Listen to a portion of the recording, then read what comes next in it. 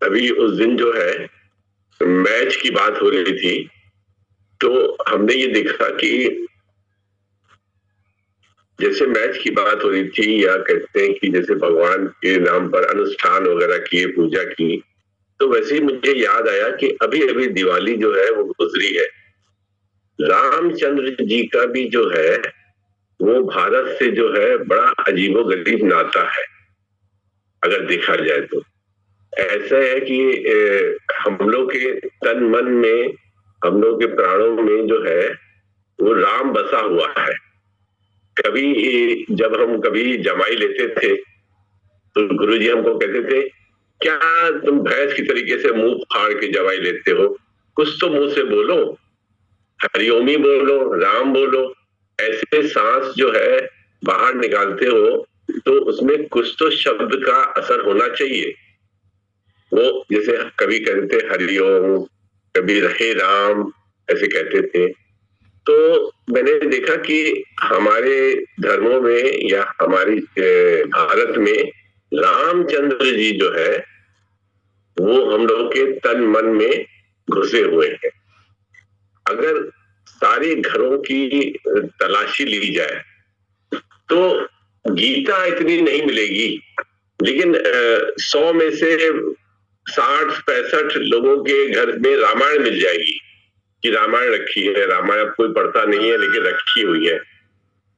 तो रामचंद्र जी जो है के बारे में मैं ऐसे सोच रहा था, बात करी कि रामचंद्र जी की कहानी सब परिचित है। कि एक रामचंद्र जी थे, वो क्या कहते हैं, उनकी पत्नी को जो है वो रावण उठा ले गया, फिर वो उसको मार के जो है वो अपनी पत्नी को ले आए वापस, और उसी खुशी में जो है फिर हम लोगों ने दीप जलाए और फिर दिवाली मनाई हम लोगों ने। तमाम उसमें तमाम कई जो है कथाएं और भगवत पुराण में दी हुई हैं। अब देखा जाए तो रामचंद्र जी कहाँ के राजा थे? अयोध्या के। अयोध्या यानी जहां पे युद्ध जो था वो नहीं होता था, वहां पे राग, द्वेष, मोह, ममता, मान, अपमान, ये द्वैत का कोई कार्य नहीं था। अयोध्या था, कोई भी युद्ध नहीं होता था, उसी का नाम अयोध्या था। अब इस रामायण को हम अपने आज जीवन में लेके चलते कि हम रामायण की कथा हम जानते हैं, तमाम रामायण की जो है बातें हुई भी हैं, और बच्चों को भी हम जगह बताते हैं कैसे रामचंद्र जी थे। अब ये अयोध्या जो है वो कहाँ पे है? अयोध्या जो है ये हमारा अंतःकरण है, जिसमें जो है अभी हमारा अंतःकरण जो है वो युद्ध से भरा हुआ है। अयोध्या नहीं हुआ है। अयोध्या नहीं हुआ है, तो अब इस अंतःकरण को हमें अयोध्या बनाना है। यानी इसके अंदर से जितने भी ऊंच नीच है, मान अपमान है, राग द्वेष है, मोह ममता है, ईर्ष्या जलन है, उसको हटाना है और उसको एक अच्छा सिटी बनाना है, शहर बनाना है। अयोध्या उसका नाम रखना है। तो जब अयोध्या हम ये रखेंगे नाम, तो ऋषि मुनियों ने भी, देखिए ऋषि मुनियों ने भी जो है नाम जैसे रखा, तो उसमें भी कोई जो था, कोई मर्म था, कोई जानकारी थी। अब आजकल तो जैसे हम बच्चों का नाम रख देते हैं, टिल्लू है, पिल्लू है, कुछ भी नाम लिख दिया, उसका कोई मतलब नहीं होता है। अब आजकल के बच्चे जब उनके जो है जनरेशन होती है तो वो नेट पर देख लेते हैं कोई नाम, कहले हमने अपनी बच्ची का नाम ये रखा है। अरे हमने कहा नाम रखा, इसकी स्पेलिंग क्या है, इसका मतलब क्या है? वो कहने लगे वो ऑस्ट्रेलिया में वहां पे एक पीले रंग का पौधा होता है, उसके नाम पे हमने उसका नाम रख दिया है। हमने कभी उससे, ऑस्ट्रेलिया में पीले रंग का पौधा होता है, उससे तुम्हारी लड़की का क्या मतलब है? कहने रख दिया नेट पे, नाम अच्छा लगा हमको, ये नया नाम है। नहीं, उसका अर्थ नहीं जाना। ऋषि मुनि जो है वो बहुत ही ध्यान से रखते थे, इसीलिए उन्होंने उसका नाम रखा अयोध्या। अब ये अयोध्या बाहर नहीं है, ये हमारा अंतःकरण है। अब इस अंतःकरण से जब हमने राग द्वेष को हटाएंगे, जभी तो राम जो है वो आएंगे, जभी वो राम आएंगे। अब रामचंद्र जी जो है वो कौन है? रामचंद्र जी वो कहते हैं कि जीव जो है, जो अपने में भूला है, वो ही राम है। यानी कि हम आप ही राम है, आप ही राम है, और आपको ही अपने अंतःकरण में स्थापित होना है। अब क्योंकि अंतःकरण में द्वंद्व है, तो इसलिए स्थापित नहीं हो पा रहे हैं। अब इसी बात को, रामायण की बात को अगर हम जो है गीता से पकड़ें, तो श्री कृष्ण भी यही कहते हैं कि जीव जो है वो ब्रह्म का ही स्वरूप है, लेकिन वो भूला हुआ है। उस सूरज के सामने बादल आए हुए हैं तो छाया पड़ी हुई है, तो इसलिए वो भूला हुआ है। तो राम जो है आप खुद है, आपको उस अंतःकरण अयोध्या में बैठना है। अब रामचंद्र की जो पत्नी थी सीता, रामचंद्र जी की जो पत्नी थी वो सीता थी। तो सीता जो थी वो शक्ति थी, वो शक्ति का विस्मरण हो गया है जिसको हम भूल गए हैं। अब उस शक्ति को जो है अपने साथ में रखना है और अपने रूप को पहचानना है कि हम असल में राम हैं, और हमें अंतःकरण में जहां पे युद्ध चल रहा है उसको अयुद्ध करना है। तो वहां पे हम जो है अपने आप में विराजमान होंगे। अब ये बहुत बड़ी कठिन समस्या है कि हम एक तो बता रहे हैं कि आप खुद ही राम हैं, आपकी शक्ति जो है सीता है वो खो गई है, और उसको जो है वापस लाना है। यानी कि आपको अपने अंतःकरण जीव में, अपने चित्त में आपको उस शक्ति को पहचानना है। अब वो पहचान नहीं पा रहे हैं, तो फिर किसकी जरूरत पड़ेगी? उसमें जरूरत पड़ेगी हनुमान की। कि हनुमान जो है वो गुरु रूप है, हनुमान की जरूरत पड़ेगी।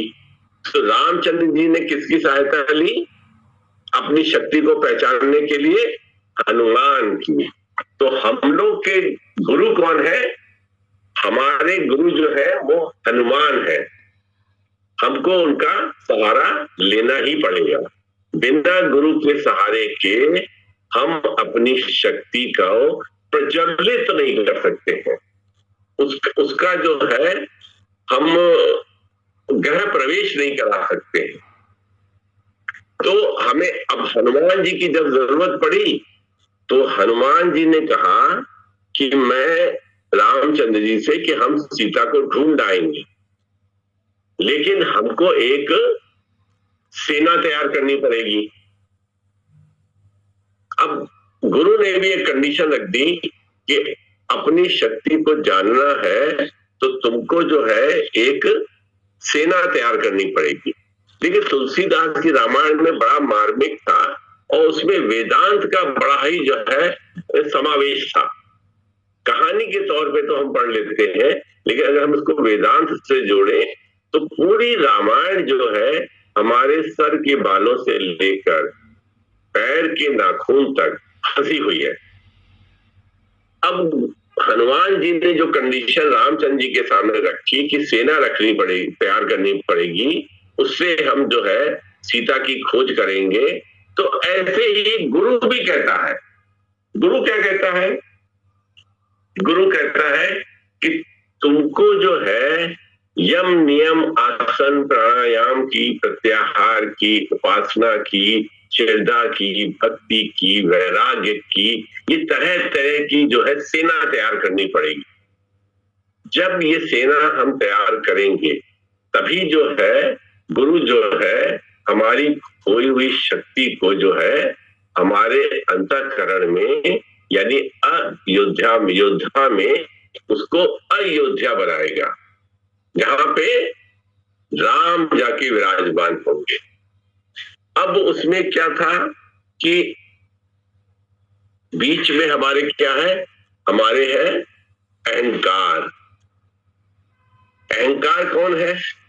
रामायण में अहंकार किसे कहते हैं? रावण को। रावण का पूरा प्रयास रहता है कि हनुमान जी किसी तरीके से लंका में प्रवेश न करने पाए, और अगर लंका में प्रवेश करें तो उनको नष्ट कर दिया जाए।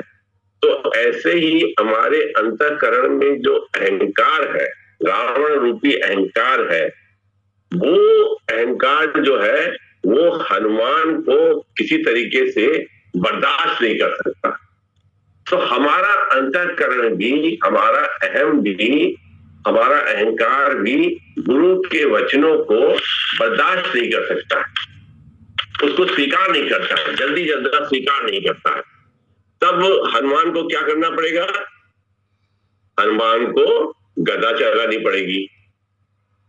अब गुरु जो है फिर उसमें रस्सी कसता है, वो हमारे मन रूपी रावण को, जिसमें अहंकार फंसा हुआ है, उसमें अपनी शब्दों की, अपने बांसुरी की, अपने मोह की, अपनी सुंदरता की, तरह तरह के वो गदा चलाता है, जिससे ये अहंकार का मर्दन हो सके।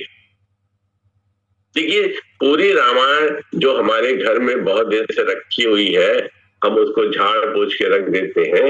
ये पूरी रामायण हमारे 5 फीट के शरीर में आज हम स्थापित करते हैं कि ये हनुमान, गुरु रूपी हनुमान जो है वो मजबूर होके, वो तो बहुत प्यार करता है कि वो जो है किसी तरीके से रामचंद्र जी की खोई हुई शक्ति को वापस ले आए, लेकिन उसको जो है मजबूरन जो है अपनी, जब अहंकार से सामना हो जाता है, जब रावण से सामना हो जाता है, तो उसको जो है अपना असली रूप गुरु को धारण करना पड़ता है, और वो गदा चलाता है, और गदा चला के वो जो है उसको जो है रोकता है। इसी बीच में देखिए एक बात हमको आई कि रामचंद्र जी के पिता का नाम क्या था? रामचंद्र जी के पिता का नाम था दशरथ। ये दशरथ भी जो है हमारे शरीर में बैठे हुए हैं। जो 10 इंद्रियां, जो 5 कर्म इंद्रियां, 5 ज्ञान इंद्रियां हैं, ये हमारे शरीर में दशरथ का कार्य करती है। यानी दशरथ भी जो है वहां पे जो है विराजमान है हमारे, और दशरथ भी जब विराजमान है तो देखिए हर चीज, कोई चीज ऐसी नहीं है जो नहीं है।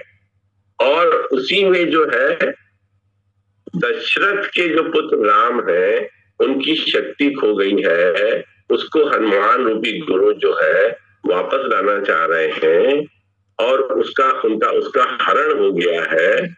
तो वो अहंकार पर चोट करते हैं। गुरु जी जब भी बात करते थे तो वो रह के, कह के, सुन के, हंसी में, मजाक में, खाना खाते समय, घूमते समय अहंकार पर हल्की हल्की चोट करते थे कि कौन सा शिष्य जो है वो अपने अहंकार को कितना जो है चोट, हमारी चोट को वो सह सकता है। तो वो उसी अहंकार पर वो चोट करते थे कि अब उसमें क्या था कि जब उसका उद्देश्य क्या था? उसका उद्देश्य ये था कि रामचंद्र जी की पत्नी यानी शक्ति खो गई है, उसको लाना है। तो गुरु का भी उद्देश्य यही था कि हमको हमारे अंतःकरण में ही, अयोध्या में ही स्थापित करना था। उन्होंने उसके लिए ही उसका प्रयास किया। तो रामायण में भी जो है वो हनुमान जी ने यही प्रयास किया कि वो जो है उसका सीता की खोज हो जाए, वो रामचंद्र जी को मिल जाए। उसका क्या है? उसको तो कुछ लेना देना था नहीं। उसको तो ये था नहीं कि अगर मैं जो है सीता को वापस ले आऊं तो वो लंका का राज्य मुझे दे देंगे, या मुझको जो है जंगल का जो है वो राजा बना देंगे, या मुझे अयोध्या में से थोड़ी सी जमीन दे देंगे। ऐसा तो रामायण में कहीं ढूंढे नहीं मिलता है कि उसकी ये इच्छा थी कि मेरी इच्छा पूरी हो जाए, क्योंकि मैंने उनकी शक्ति को ढूंढ के, यानी उनकी पत्नी को ढूंढ के उसको वापस किया है। ऐसा तो नहीं था। ऐसे ही गुरु जो है निस्वार्थ भाव से, बिना किसी इच्छा के, बिना किसी लालच के वो जो है कार्य करता है। उसका सिर्फ यही ध्यान रहता है कि हमारा शिष्य जो भटका हुआ है वो जो है वो उसी में स्थापित हो जाए, और उसमें स्थापित हो जाए तो जिससे क्या होगा कि वो जो है उसके अंदर जो है शक्ति जागृत होगी। तब क्या होगा, तब क्या होगा, अगर सीता लौट आई और रामचंद्र जी लेके आ गए तो क्या हुआ था, लोगों ने यह दिवाली दीप जलाए थे, यानी उन्होंने क्या किया था, उन्होंने प्रकाश प्रज्वलित किए थे, अंधेरे का विनाश किया था। उनको खुशी हो गई कि रामचंद्र जी अयोध्या लौट आए। तो जब हमको इस तरह का ज्ञान हो जाता है, इस तरह का ज्ञान गुरु रूपी हनुमान की कृपा से हो जाता है, तो हमारे अंदर भी जो है वो दिवाली यानी ज्ञान की ज्योति जो है वो जल जाती है। होता क्या है, हम दिवाली करते हैं तो हम लोग बाहर से जो है दिए ये जला के और एक दिन की दिवाली कर देते हैं, फिर उन दियों को उठा के फेंक देते हैं।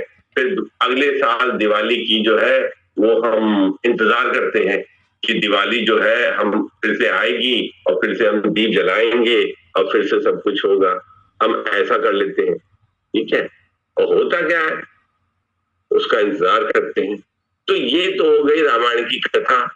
लेकिन अंतःकरण में अगर एक बार प्रकाश हो जाए, अंतःकरण में एक बार जो है ज्ञान की ज्योति जल जाए, तो वो प्रकाश जो है वो हमेशा के लिए अंदर की दिवाली का मीन्स क्या हुआ कि एक बार अज्ञान रूपी रावण का नाश हो गया तो उसके बाद वो हमारे लिए हर रात दिवाली है, हर सुबह जो है वैसाखी है, यानी हमारे लिए हर 365 दिन त्योहार ही त्योहार है।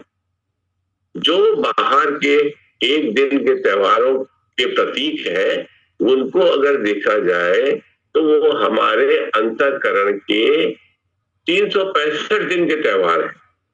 लेकिन अंतःकरण में हलचल की वजह से हम ये बाहरी त्योहार जो करते हैं उनसे खाली एक वो सूचना के प्रतीक है कि हाँ दिवाली होती है। लेकिन उस दिवाली को हमें अपने अंदर जो है वो लाना चाहिए। हमारा मन क्या करता है, अब अगर देखा जाए तो हमारा मन क्या करता है, वो बाहर की तरफ जाता है। और हमेशा सारा दिन अगर हम 24 घंटे में देखें, अगर उसका हिसाब किताब लगाएं तो हमारा हिसाब किताब हमको जो है बार बार जो है वो राग द्वेष में, ऊंच नीच में, खट्टे मीठे में, आप ये पहने कितना समय लगा देते हैं, हम बहुत समय लगा देते हैं अपने अंतःकरण के युद्ध की वजह से। तो अब इसको अगर हम यूं करके देखें कि लगाते हैं तो एक हमें हिसाब लगाया था, उस हिसाब से हो सकता है आप लोग भी एग्री करें। ये तो सब बात मानते हैं लोग कि दिन में 24 घंटे होते हैं। ये बात में तो कोई जो है कोई ज्ञान की बात है नहीं, या कोई पुराणों की या वेदों की बात है नहीं। ये छोटा बच्चे को भी हम सिखाते हैं कि बेटा दिन में 24 घंटे होते हैं। जब उसको हम घड़ी देखना सिखाते हैं तो उसे कहते हैं 24 घंटे होते हैं।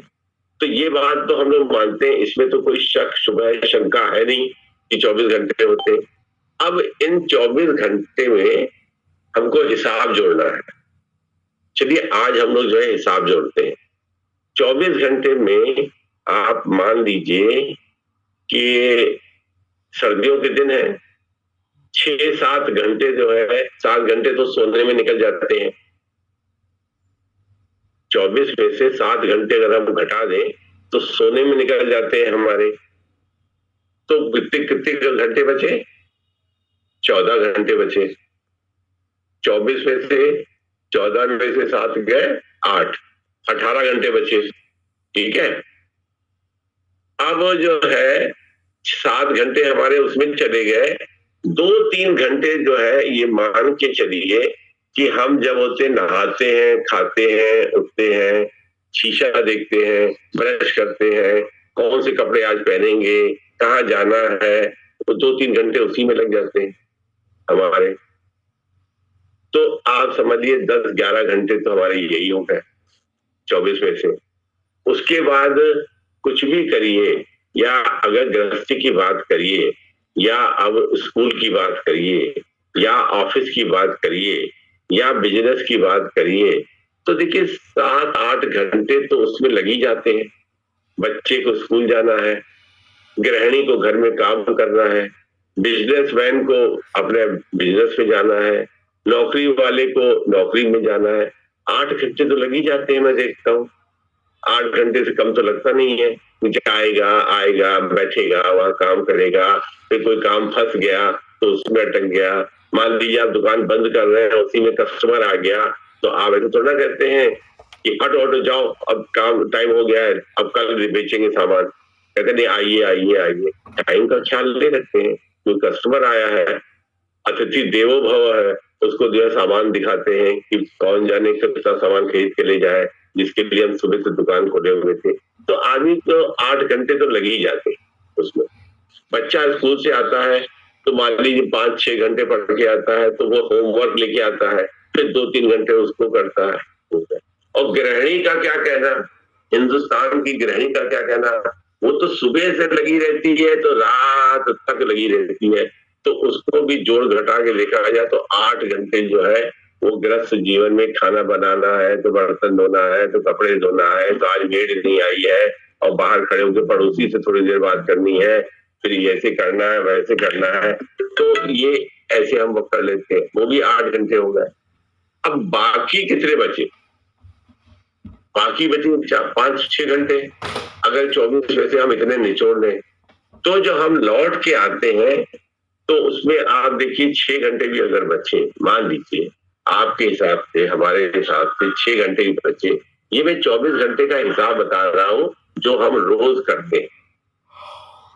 1 घंटा तो लग गया मोबाइल देखने में, व्हाट्सएप देखने में, किसका मैसेज आया, किसको मैसेज भेजना है, उसमें व्हाट्सएप हो गया, फेसबुक हो गया, इंस्टाग्राम हो गया, ईमेल हो गया। 1 घंटा तो हमारा मरी हालत तो उसी में लग जाता है। 1 घंटा तो क्या, मैं बहुत ही गरीबी हालत में कह रहा हूँ, 2-2 घंटा, 2.5 घंटा लग जाता है। दिन भर अंगूठा जो है मोबाइल पे चलता ही रहता है। आज के जमाने की बात कर रहे हैं, क्योंकि भजन हमको आज करना है ना, तपस्या हमको आज करनी है ना। तो आज की परिस्थिति हमारे जीवन की 24 घंटे की क्या कहती है, इसमें कोई फर्क हो तो हम लोग उसकी चर्चा करेंगे।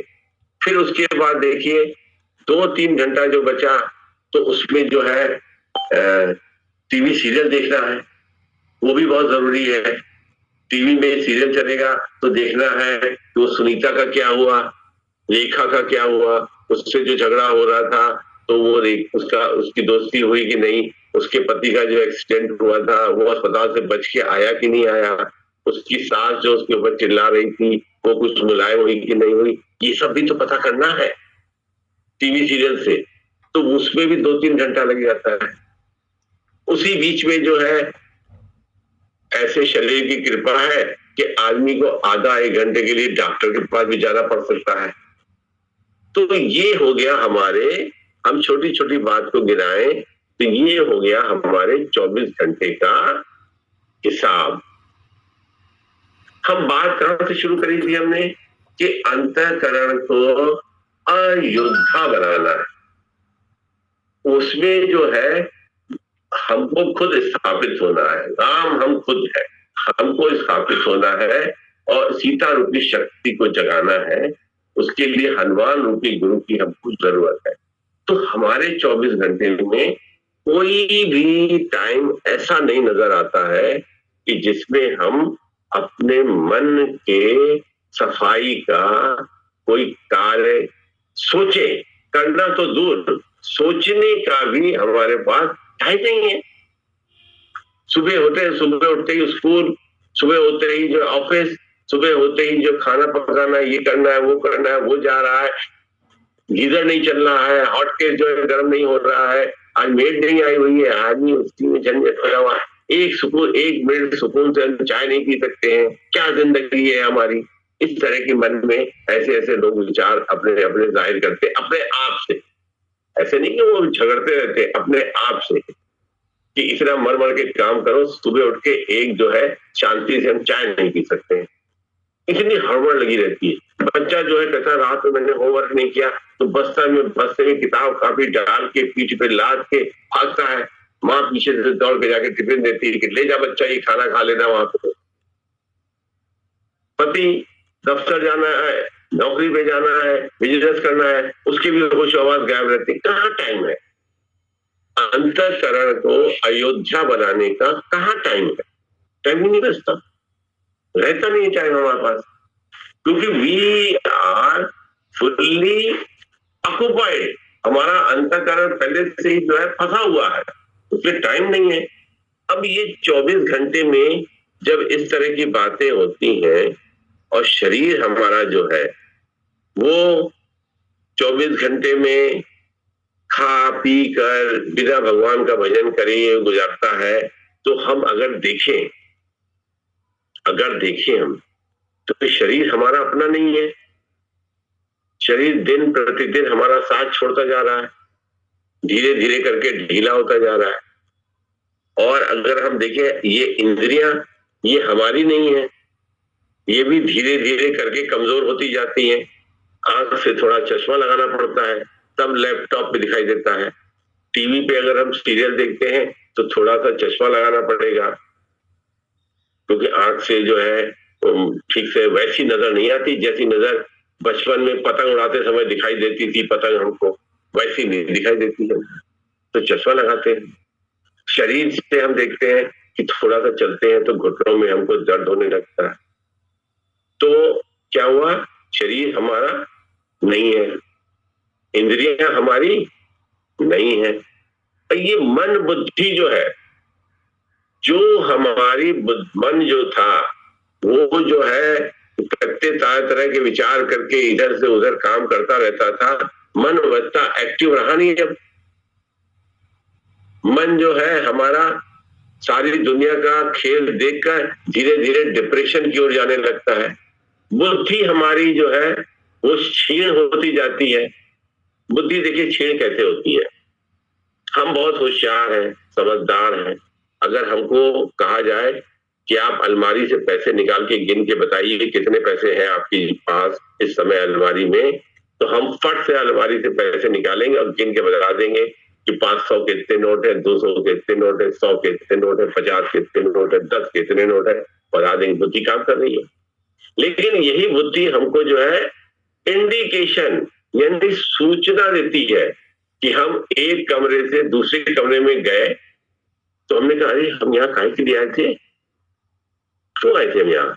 अच्छा दवा लेने के लिए आए थे। भूल गए, एक कमरे से उठे ये सोचकर कि हमको दवा लेनी है, दूसरे कमरे में गए और दूसरे कमरे में जब पहुंचे तो 2 सेकंड के लिए, 1 सेकंड के लिए क्यों आए थे हम यहाँ, भूल गए। या मालूम पड़ता है कि किसी ने कोई चीज मांगी, हम दौड़ते हुए अपने कमरे में गए, फिर जाके वहां पर अटक गए, क्या करने आए थे। ये इंडिकेशन देता है कि हमारी बुद्धि भी जो है वो क्षीण होती जाती। कोई सामान संभाल के रख दिया, 3 दिन के बाद 4 दिन के बाद ढूंढने के लिए अरे वो सामान मैंने कहाँ रखा था, तो समझ में नहीं आया। रखा तो था, इन्होंने दिया। अरे हमने कहा हमने आपको दिया था और कहा था संभाल के रखिएगा। हाँ वो मैंने रखा तो था संभाल के, लेकिन याद नहीं पड़ रहा है कहाँ रखा था हमने। लेकिन तुम भैया घबराओ नहीं, हमने संभाल के ही रखा होगा। ले कहने संभाल के रखा होगा, लेकिन अभी जब मांग रहे हैं तो मिल नहीं रहा है, आपको याद आ नहीं रहा है, तो क्या इंडिकेशन दे रहा है ये इंडिकेशन प्रकृति हमको अदृश्य रूप से दे रही है कि हमारा शरीर, हमारी इंद्रियां, हमारा मन, हमारी बुद्धि धीरे धीरे करके क्षीण होती जाती है। अब अंदर में रावण रूपी अहंकार, अज्ञान जो बैठा हुआ है, वो हमको किसी से भी कम अपने को समझने को तैयार नहीं है। कभी कोई आदमी कहता कि नहीं नहीं मुझे यार ज्ञान नहीं है, आप ही बताओ, आप ही मुझे इस बारे में बताओ, मुझे नहीं। हम सबसे पहले कहते नहीं, हमको सब पता, हम जितना जानते हैं ना उतना कोई नहीं जानता। हमारे अंदर जो बुद्धि है ना, वैसी बुद्धि किसी के पास नहीं। हम जैसा खाना पका लेते हैं ना, वैसा खाना कोई नहीं पका पाता। हम दफ्तर में काम करते हैं ना, तो सब लोग मेरा लोहा मानते हैं। हम कस्टमर से जैसे डील करते हैं, तो कस्टमर बिना सामान खरीदे जा नहीं सकता। हम में ये जो है, ये जो अज्ञान की जड़ें मजबूत पड़ी हुई हैं, ये जो है हमको ये मानने को तैयार नहीं है कि हमारा शरीर क्षीण हो रहा है, हमारी बुद्धि क्षीण हो रही है, हमारा मन क्षीण हो रहा है, हमारी इंद्रियां उतनी तेज नहीं है। ये कैसे पता लगता है? पहले हम गाड़ी चलाते थे, जब कार ड्राइव करते थे तो फर्राटे से चला जाते थे, कोई टेंशन नहीं होता था। अब कार चलाते हैं वैसे ही चलाते हैं जैसे पहले चलाते थे। पहली कार में भी 4 पहिए थे, इस कार में भी 4 पहिए हैं। पहली कार में भी पेट्रोल पड़ता था, इस कार में भी पेट्रोल पड़ता है। पूरे ज्ञाता है हम उसके, अपनी गाड़ी के। फिर जब चलाते हैं तो स्पीड हमारी कम क्यों हो जाती है कि हम उतनी तेजी से नहीं चला पाते जितनी तेजी से सड़क पे चलने वाले लड़के बाइक चला लेते हैं, या दूसरी तेज गाड़ियां निकल जाती मेरे सामने से, हम धीरे धीरे चलाते हैं। हमें क्या है, अंदर में प्रकृति हमको इंडिकेशन देती है कि महाराज अब आपकी सेंसिटिव ऑर्गन्स जो है, सेंस ऑर्गन्स जो है, वो इतने जो है एक्टिव नहीं है। दूध का पतीला जो है, हम गैस में दूध उबलने के बाद उसको उठा के टेबल पे रखते हैं, तो एक बार ठीक से कपड़े से पकड़ लेते हैं और उठा के उसको जो 2 मीटर की दूरी पे टेबल है उस पे जाके रखते हैं, ये उबल गया इसको बाहर कर दो। लेकिन वो स्पीड नहीं रहती कि हम उठा के ऐसे रखे, कहीं हाथ लगता है, कहीं हाथ न हिल जाए, कहीं हाथ से छूट न जाए। ये इंडिकेशन प्रकृति हमको देती है, लेकिन हमारे मन का अज्ञान हमको जो है इस बात को मानने के लिए तैयार नहीं होता।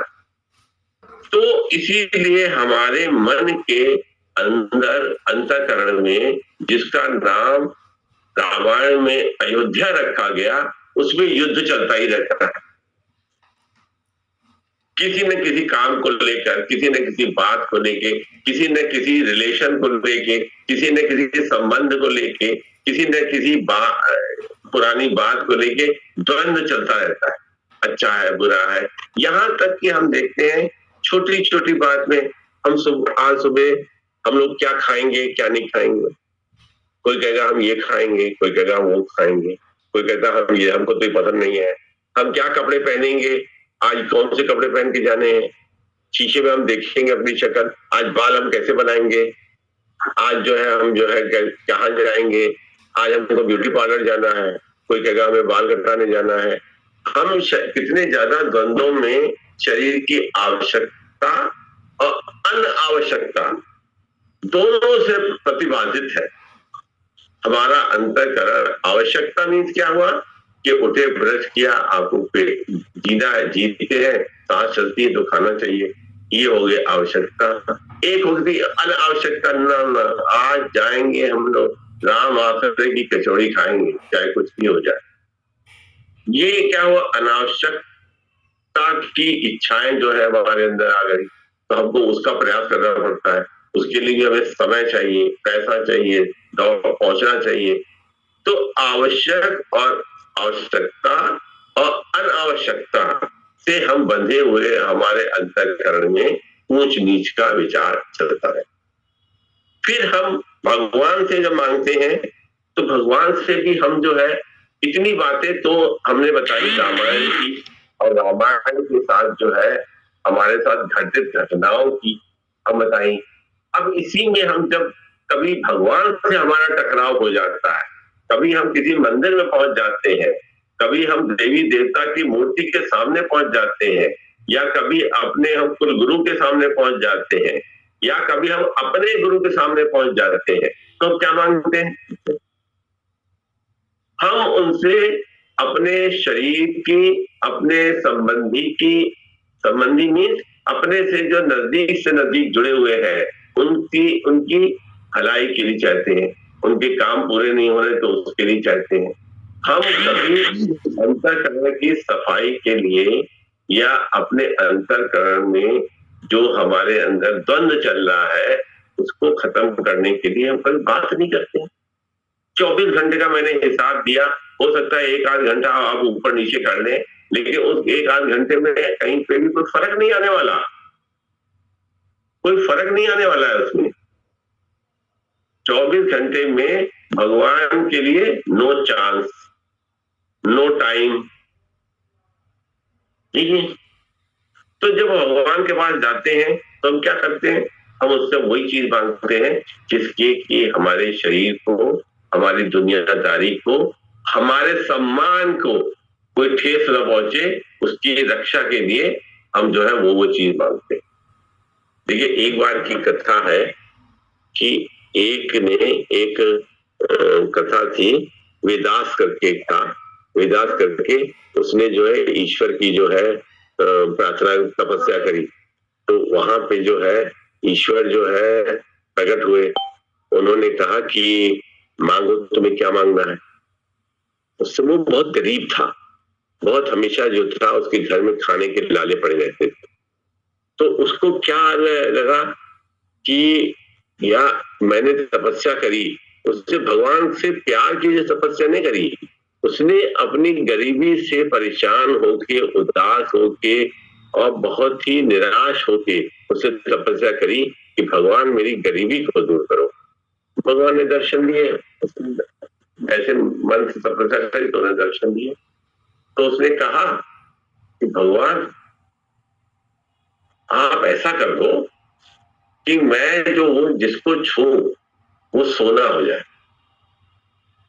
उसने ये सोचा कि ये सोना अगर हो जाएगा तो मैं सोना बेच के सब काम कर लूंगा, मुझे फिर किसी से भीख नहीं मांगनी पड़ेगी, और कभी मेरे घर चोरी हो जाएगी, कभी मुझे बिजनेस में नुकसान हो जाएगा, मुझे कभी जो है किसी को उधार देना पड़ेगा, वो उधार लेके भाग जाएगा, या हमको कोई बहुत बड़ा प्रोजेक्ट लगाना पड़ेगा, हमें हवाई जहाज की फैक्ट्री लगानी पड़ेगी, या हमको कोई कपड़ों की मिल लगानी पड़ेगी, तो मैं छू के सोना पैदा कर दूंगा और सोना मुझसे काम हो जाएगा।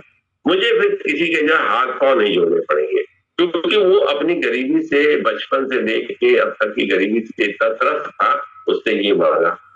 भगवान ने कहा कि भाई सोच लो तुम, हम तुमको देने को दे सकते हैं, लेकिन तुम परेशान हो जाओगे, तो सोच लो, जो मांगना चाहो तो मांग लो, तुम्हें और कुछ चाहिए तो मांग लो। कहले नहीं नहीं भगवान, आप बस ये कर दीजिए कि हम जिसको छुए वो सोना हो जाए, फिर बाकी काम मैं देख लूंगा, फिर आपकी जरूरत नहीं है, मैं देख लूंगा, मैं समझ लूंगा सब काम।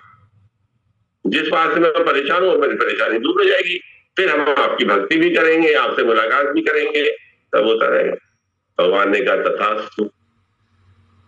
अब वो देखा तो भगवान तो गायब हो गए उसके चित्र से। अब उसने सोचा कि यार ये भगवान से मैंने मांगा था कि जिसको छू और वो सोना हो जाए, तो वो जब जंगल से पेड़ के नीचे जहाँ प्रार्थना कर रहा था, तपस्या कर रहा था, वहां से उठ के जो है जाने लगा, कहना मैं घर जाता हूँ।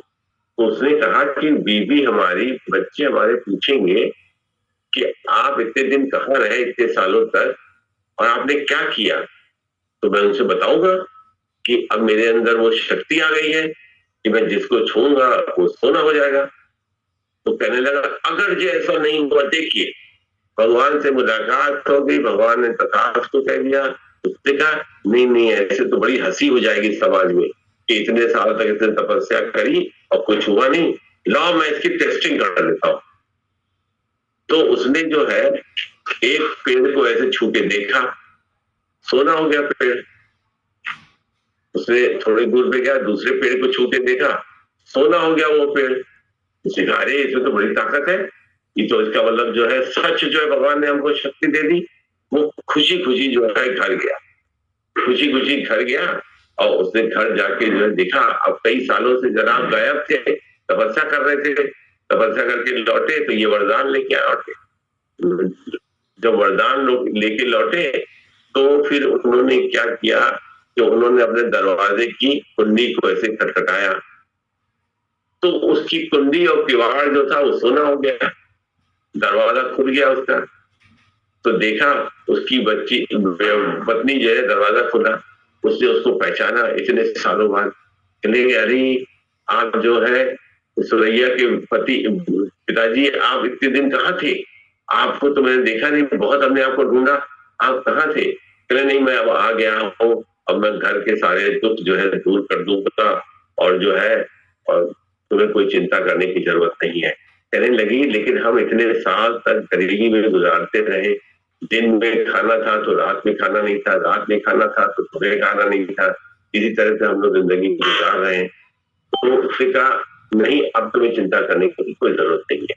इसी बीच में उसकी जो है बेटी जो है दौड़ती हुई आई, तो उसने देखा कि बाबू बाबू आ गए हैं। तो वो बापू को देखा, दूर से देखा, फिर पहचाना, फिर झिझकते झिझकते उसके पास आई, मैं अपनी बेटी को गले लगा लूं। तो उसने अपने बेटी को गले लगा लिया। जैसे ही गले लगाया, बेटी सोने की हो गई, बेटी सोने की हो गई। तो अरे ये बेटी कैसे सोने की हो गई। तो उसे याद आया कि हमने तो भगवान ने ये वरदान दिया था कि जिसको छुओगे वो सोना हो जाएगा। तो उसने जो है कहने लगा अच्छा मैं सोचता हूँ, इसका उपाय सोचता हूँ कुछ। तो उसने क्या किया, अपनी वाइफ से कहा, पत्नी से, कि मेरे लिए तुम पानी ले आओ, पानी ले आओ, मैं पानी पीऊं, थोड़ा प्यास लगी है मुझे, मैं आया हूँ, और कुछ नाश्ता तैयार करके दो मुझे बहुत भूख लगी है। तो वो जो है चारपाई पे बैठ गया, तो उसको पानी उसने ला के दिया। तो जैसे ही उसने पानी स्टूल पे रखा, इसलिए जैसे ही छुआ, गिलास जो है वो सोने का हो गया, पानी जो है वो सोने का पानी हो गया। तो उससे मुंह तक ले गया, उसने कहा ये कैसे पिएंगे, तो सोने का हो गया ये। तो कहने लगा यार ये तो अजीब है, फंस गया इसमें, ये तो हर चीज को मैं छूता हूँ सोने का हो जाता है। उसकी पत्नी ने देखा कि इसके माथे पे बहुत पसीना आ गया है और जो है ये बहुत घबरा गया है। तो उन्होंने कहा तुम बहुत दिनों बाद आए हो ना, तुम घबरा गए हो। उसने अपने आंचल से उसके माथे पे पसीना पोंछा पास में बैठ के। तो उसने उसको हाथ लगाया अपनी पत्नी को कि नहीं नहीं तुम रहने दो, लेकिन छुआ जैसे पत्नी भी सोने की हो गई। अब ये बेचारा परेशान अकेला हो गया। कहानी, ये कहानी है, ऐसा होता नहीं है। कभी आप तपस्या करने चले मत जाइएगा कि हर चीज सोने की हो जाए, हमको ऐसा वरदान मिल जाएगा। ये पुराणों में दी हुई कहानी है। इस कहानी से क्या शिक्षा मिलती है कि हमारे पास कितनी भी धन संपत्ति और कितने ही हमारे पद पदवी ऐश्वर्य और शोहरत ये हो जाए, तो उससे काम जो है बनने वाला नहीं है, उसमें कहीं ना कहीं छेद रह जाएगा। कहानी आगे ये कहती है कि वो उल्टे पांव ही जो है फिर जंगल में चला गया। क्या करने के लिए? फिर भगवान की तपस्या करने के लिए लग गया कि भगवान को मैं बुलाऊं, जगाऊं अपनी तपस्या से, कहूं कि ये अंधेर को खत्म करो, जिसको मैं छूता हूं सब सोने के हो जाते हैं, न मेरी बीवी रही, न मेरे बच्चे रहे, न मेरा घर बार रहा, सब सोने का हो गया। तो अब मेरे से ही तुम शक्ति वापस लो। अगेन उसको जो है सेम प्रयास करना पड़ा कई सालों तक। कथा ये कहती है उसको फिर से तपस्या करनी पड़ी और तपस्या करके भगवान को रिझाना पड़ा कि तुम कुछ करके करो, लेकिन तुम ये मेरी शक्ति जो तुमने मुझे दी है ये तुम वापस ले लो। पहले क्या था कि तुम अपनी शक्ति मुझे दो, अब वो कहता है कि जो तुमने शक्ति दी है, जिसका मुझे गलत तरीके से इस्तेमाल हो रहा है मुझसे मजबूरन में, अब तुम इसको वापस ले लो। जिस चीज को हम भगवान से मांगते हैं, संसार की जिस चीज को मांगते हैं, अब देखिए इसी कहानी से कई अर्थ भी निकलते हैं। एक तो उसने जो मांगा उसको वापस करने गया भगवान को, फिर उसकी तपस्या में लग गया। फिर हम कहते हैं क्या है, जिस चीज को हम अपने मन में अंतःकरण के चक्कर में मांगते हैं, जिस चीज को हम मांगते हैं वही चीज हमको जो है अगर आज सुख देती है तो कल को वो दुख भी देगी। हम सोने को अगर बहुत तवज्जो देते हैं तो सोना भी दुख देता है। हम पैसे को बहुत तवज्जो देते हैं तो पैसा भी दुख देता है। पैसा, सोना, घर बार, ये इज्जत, ये शोहरत, ये पदवी, ये सब जो है हमें वक्त पे जो है वो सुख देते हैं, लेकिन ये आगे चल के ये भी बंधन का कारण बन जाते हैं, ये भी फिर दुख देने लगते हैं। कैसे? मान लीजिए आपके पास जो है बहुत पैसा आ जाए, पैसा रखने की कहीं जगह ही न मिले, आप इधर रख रहे हैं उधर रख रहे हैं, इसी बीच में जो है इनकम टैक्स की रेड पड़ जाए तो क्या होगा? उस पैसे का हिसाब आप दे नहीं पाएंगे, वही पैसा आपको दुख देगा। आपके पास बहुत सोना हो जाए, इकट्ठा हो जाए, तो वो सोना क्या करेगा आपको? वो आपको आपके संसार की चीजों को खरीदने में मदद करेगा, लेकिन आपके शरीर को वो स्वस्थ नहीं बनाएगा। शरीर से बीमारी नहीं दूर कर सकता है वो। पैसा और सोना ये बाहरी पदार्थ आपके शरीर के को जवान नहीं कर सकते हैं। फिर क्या करेंगे? उस सोने से क्या खरीदेंगे? च्यवनप्राश खरीद लेंगे, झंडू का केसरी जीवन ले लेंगे, कोई और शिलाजीत वगैरह कुछ खा लेंगे। काय के लिए? कि हमारा शरीर ठीक हो जाए इस तरीके से। अब वो मन जो है अलमारी में रखे हुए सोने पे, अलमारी में रखे हुए पैसे पे नहीं जा रहा है। अब वो कहाँ जा रहा है? कि हमारा शरीर किसी तरीके से ठीक हो जाए। उसके बारे में हमने क्या विवेचना करी? हम लोगों ने कहाँ पे पहुंचे थे कि ये शरीर, ये इंद्रियां, ये मन, ये बुद्धि, ये धीरे धीरे क्षीण होते जाते हैं। जिसको क्या कहते हैं लोग? कहते हैं ये 60 साल के हो गए, इनका जो दिमाग जो है सटक गया है, ये सठिया गए हैं। ये जो है, ये जो किंवदंतियां, ये जो मुहावरे, ये जो बातें हैं, इनमें असर है, इसका कोई ना कोई मतलब है। तभी तो जो है हमारे वर्ण जीवन में उन्होंने ब्रह्मचर्य, गृहस्थ, वानप्रस्थ और संन्यास, इस 4 भागों में जीवन को बांटा। इसलिए तो बांटा क्योंकि हमारे जो पूर्वज थे, या हमारे जो ऋषि मुनि थे, या हमारे जो संत समागम था, जो हमारे गुरु थे, उन्होंने हमारी जो है जीवन शैली को देखते हुए उन्होंने हमारे मनुष्य के जीवन को 4 भागों में बांटा कि उसको वानप्रस्थ की तरफ जाना ही पड़ेगा। अगर नहीं जाएगा तो कितने ही च्यवनप्राश खा ले, कितने ही सेब खा ले, कितने ही जो है शिलाजीत और दवाइयां वैद्य पुराण कर ले, दवाई कर ले, कितना ही राम जी के कौन है रामदेव के आश्रम में जाके 10 दिन रह जाए, कितना ही वो प्रयोजन कर ले, लेकिन शरीर जो है वो वैसा लौट के नहीं आने वाला, क्योंकि वो तो जाने वाला है। तो फिर देखा जाए तो सोना जो है वो सुख नहीं देता, पैसा जो है सुख नहीं देता, संबंधी जो है आज आपके सामने खड़े हैं कल आपके सामने नहीं खड़े होंगे तो क्या करेंगे? वो आपके मन में दर्द पैदा करेंगे कि देखो मैंने जो है अपने चाचा के लड़के को कितना पढ़ाया लिखाया, सब कुछ किया, क्योंकि मैं बड़ा था घर का, तो मैंने क्या, मैंने अपने बच्चे के मुंह से दूध छीन के मैंने अपने चाचा के लड़के को दूध पिलाया। आज वो मुझे पहचानता नहीं है, वो मुझसे बात नहीं करता है, उसके पास टाइम नहीं है। ये तरह तरह की जो है ये क्या कहते हैं कथाएं जो है घरों घरों में सुनाई देती हैं, दिखती हैं। तो उसका अर्थ क्या निकलता है? उसका अर्थ यही तो निकलता है कि हम अपने अंदर जो है रामायण को स्थापित करें। जो रामायण की कथा है उसको हम स्थापित करें। रामायण की कथा को, जो रामायण की कथा हम वो जवानी से पढ़ते। अभी कुछ दिन पहले रामायण के बारे में देखिए, रामायण में भी जो है कहीं कहीं पे देखिए, जहां कहीं पे रामचंद्र जी का लक्ष्मण जी के साथ संवाद है या गुरु वशिष्ठ जी के साथ रामचंद्र जी का संवाद है, तो वो क्या है?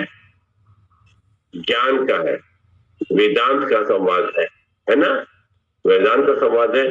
लेकिन हम जो है अपनी मोटी बुद्धि से हम ऊपर ऊपर की कहानी पढ़ लेते हैं और उसी में खुश हो जाते हैं, उसी में दिए जला लेते हैं, दिवाली कर देते हैं।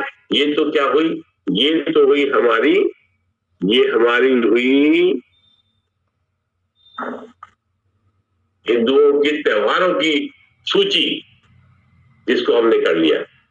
लेकिन उसके अर्थ को हमको जो है अपने अंदर जो है लाना चाहिए।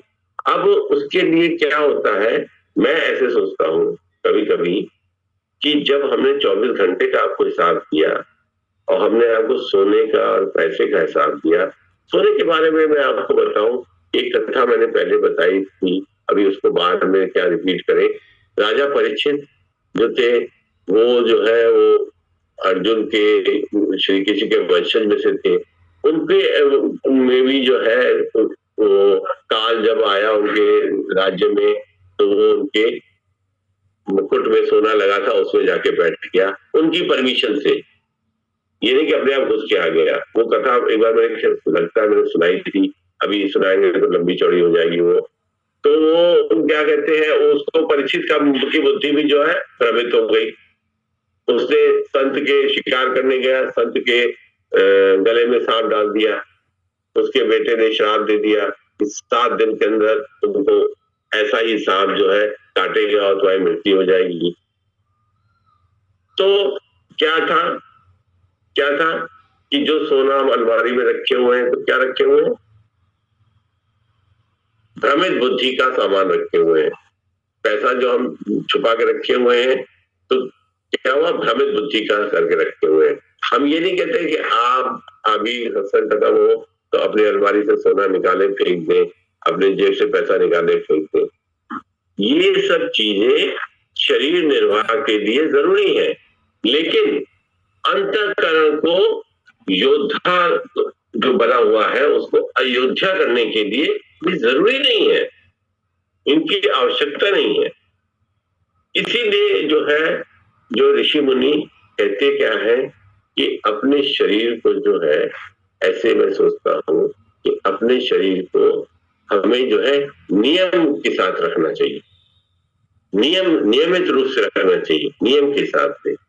क्या होता है, सर्दी हो जाती है, आंख खुल जाती है, हम 5 बजे को उठने वाले, हम 6:30 पौने 7 बजे तक आंख नहीं खुलती है, सर्दी में दुखते रहते हैं। तो ये किसका इंडिकेशन देता है? ये इंडिकेशन देता है तमस का, कि हम जो है हमेशा से 5 बजे उठने वाले हैं। अब सर्दी लग रही है तो शरीर हमको उठने के लिए अलाउ नहीं करता है, कहता सोते रहो, भले सत्संग का टाइम हो जाए, सोते रहो। फिर क्या, उठ के बैठ जाएंगे, सुन लेंगे। हमको कहीं ऑफिस जाना हो, हमको कहीं एयरपोर्ट में हवाई जहाज पकड़ना हो, हमको कहीं पे शताब्दी एक्सप्रेस ट्रेन पकड़नी हो, हमको ये पता लग जाए कि वो जो प्याज है 200 रुपए किलो बिक रहा है, वो सवेरे 7 बजे दुकान खुलेगी, वहां 85 रुपए किलो बिकेगा, तो कैसे आंख खुल जाती है, कैसे शरीर हरकत में आ जाता है। उनको हमारी बातें जो है, शरीर जो है तवज्जो देता है, बुद्धि तवज्जो देती है, इंपॉर्टेंस देती है, उसको जो है उसका महत्व जानती है, तो शरीर हरकत में आ जाता है। ऐसे क्या करता है, शरीर तमस को घेरे रहेगा, शरीर जो है तमस को घेरे रहेगा, वो राजसी ठाट में रहेगा, उसका उठने का और ध्यान धारणा का, तपस्या का, या उसको जो है अपने शरीर को डिसिप्लिन में रखने का कभी भी जो विचार आएगा नहीं कि अरे कल कर लेंगे, कल देख लेते हैं, अच्छा कल कर ले, कल कहीं गया थोड़ी ना, कल कर लेंगे इसको।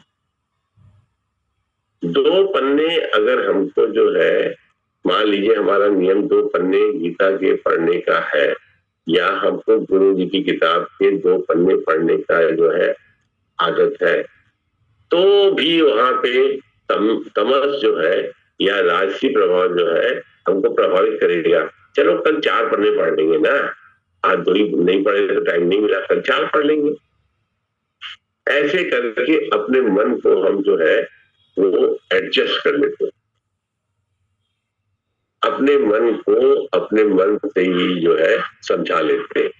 तो जो ये द्वंद की आग हमारे अंदर जल रही है, ये आग भी बड़ी अजीब है। ये अंतःकरण की आग हमारे अंदर ही जलती है और हम ही को जलाती है, किसी और को नहीं जलाती है। जो नुकसान होता है हमारा अपना ही होता है, जैसा भी नुकसान होता है हमारा अपना ही होता है। तो क्या होता है उससे कि हम किसी का और का नुकसान नहीं करते, अपने मनुष्य जीवन में जो लिमिटेड सांसें मिली हुई हैं उसको छोड़ के हम जो है अपने मन को इधर उधर की बातों में इधर उधर के करके पूरे 24 घंटे बर्बाद कर देते, जिसपे जो है अध्यात्म का जो है कोई स्थान नहीं होता, गुरु का कोई स्थान नहीं होता। गुरु का उतना ही भर स्थान रहता है जितने में हमने दीप जला दिया, जितने में हमने गुरु के सामने जो है बत्ती जला दी, वो उतना ही स्थान रहता है, उससे ज्यादा नहीं रहता।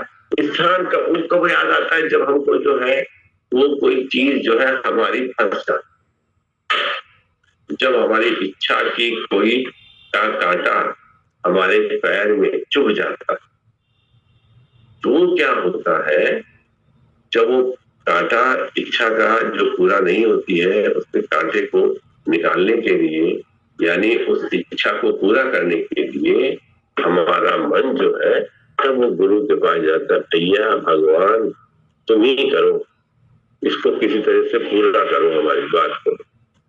उसमें हम जो है हमारी जो लंबी लाइन एक होती है इच्छाओं की, कोई कहता है पढ़ाई करा दो, कोई कहता है नौकरी दिलवा दो, कोई कहता है छोकरी दिला दो, कोई कहता है हमको फॉरेन भेज दो, कोई कहता है मेरी बीमारी दूर कर दो, कोई कहता है कि मेरे पास पैसा नहीं है ये कर दो, कोई कहता है मेरा पड़ोसी खराब है इसको यहाँ से भगा दो, कोई कहता है कि हमारे पास काम करने वाली टाइम पे आती नहीं है उसको टाइम पे ला दो। छोटी छोटी बात, बड़ी बड़ी बात, लेकिन सब कहाँ की मानते हैं हम? संसार की सारी बातें हम मांगते हैं क्या?